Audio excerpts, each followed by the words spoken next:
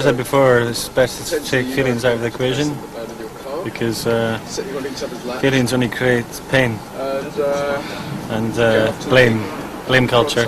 That's the last thing we need at this moment. I'm so sorry that I've caused all this, Sue. I really am. Really up, big star.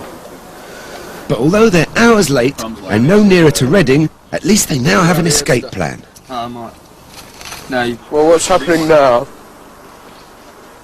is that I'm feeling very miserable and sorry for myself.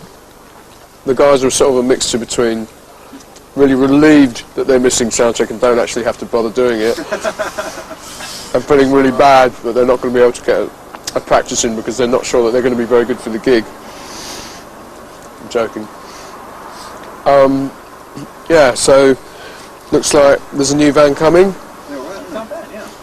And the guys are going to get in. It's a very small van which apparently has a bench in the back and might just fit all the gear in, so potentially you guys are going to have to carry some of the band in your car, sitting on each other's laps, and get off to the gig pronto, because obviously, you know, they're in danger of missing the gig, let alone the sound check now. And I'm going to stay here with this van and take it to an AA registered garage and get it siphoned and sorted, and then get it back to the van depot, and then go home with my head hung in disgrace. While the band suffer patiently, here's some music. Justin Hawkins has an over-the-top vocal style to go with their rather bizarre stage act. Maybe it's those tight furry trousers.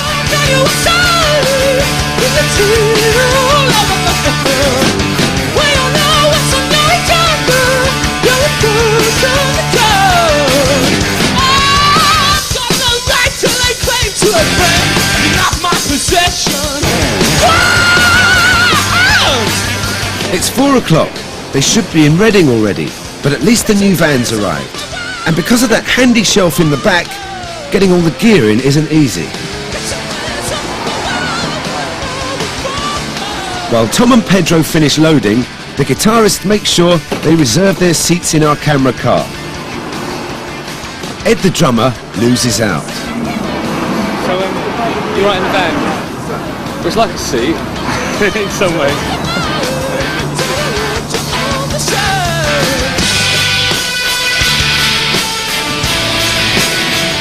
I've truly stuffed things up for them today, but you know, hopefully it'll have a happy ending. Already 2.5 hours late, and with the London rush hour to do battle with, will they make the venue in time? Find out after the break.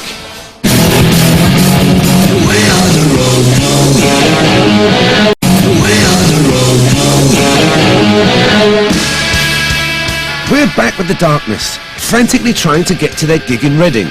They're already 2.5 hours late, thanks to petrol in the diesel tank. And now they've got to negotiate the M4 with several thousand daily commuters.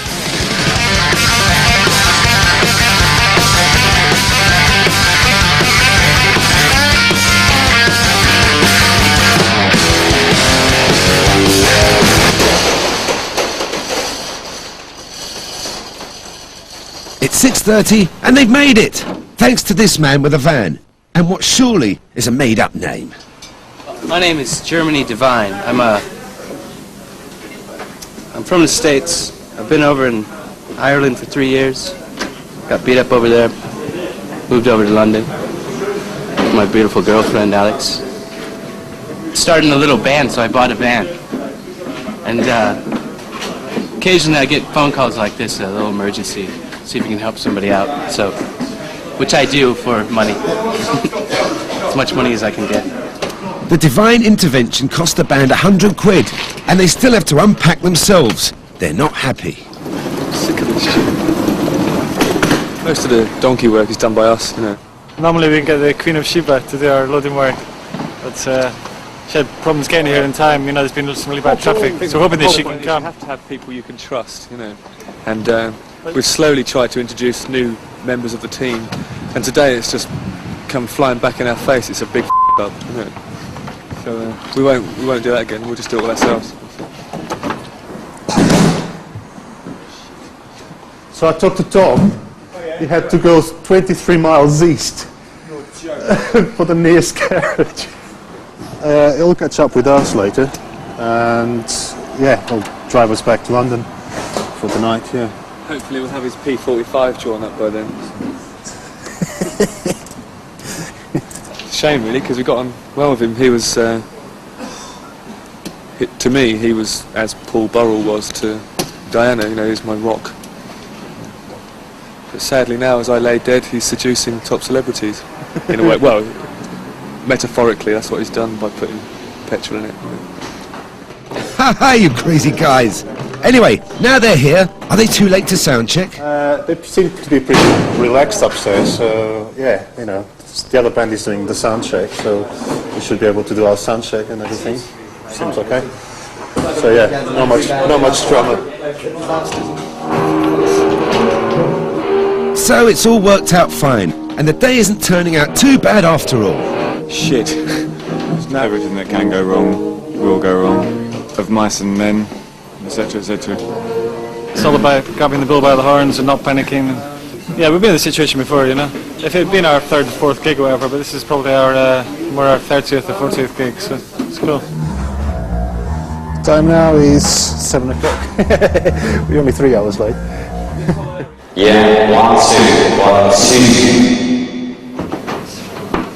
2. Just putting one foot onto the tiny stage has triggered off Justin's dreams of a rock god future, where he doesn't have to carry his own amp. I'm going to have, you know, my own PA who deals with wardrobe and shit like that as well. I mean, there'll be 3 or 4 people underneath me before you even get to the band eventually. So. Ed the drummer's having slightly more mundane dreams. I haven't got any money, so I was hoping to find loads of sandwiches in the dressing room, but there's nothing apart from bananas and crisps. So I've had 2 packets of crisps already. We're going to be given some money with which to eat. Are we? Yeah, £5 each, which is a large kebab. Thanks. With so little time to go before the doors open, everyone has to help out to get things set up for the quick sound check. For the darkness, you know, I like to be part of it all. Yeah, it's just, you know, they're my friends, and I enjoy it, be with them anyway. So yeah, it's a good laugh.